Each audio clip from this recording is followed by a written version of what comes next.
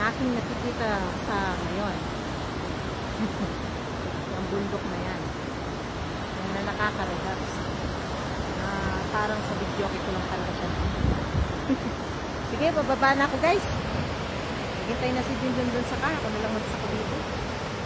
Video. Okay? Kasi dun tapos ko yung vlog ko para may content ako sa YouTube ko. Pinapanood kasi ako ng mga kapatid ko sa Philippines. Kaya gumagawa ako ng mga vlog. Pinapanood nila sa TV. Yung tatay ko, tuntua. Nakikita niya yung Canada. Kahit di daw siya nakarating dito, masaya siya. Ayaw pumunta dito eh. Kaya kapag kita ko na lang sila. Ang ganda ng Canada. Okay?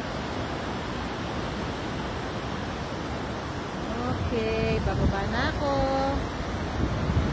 Sa susunod na naman location natin kung saan aabot ang aking mga paa sa lakaran.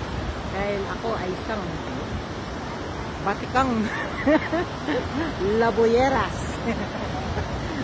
na mahilig maglaboy. Laboy dito, laboy doon. May nunal kayong paa ko, no? Wala naman tayong nagawa dyan kung may nunal ang paa natin, di ba? So, that's it. That's a betchan. Always on the go. Okay guys, bababa na ako. Bye.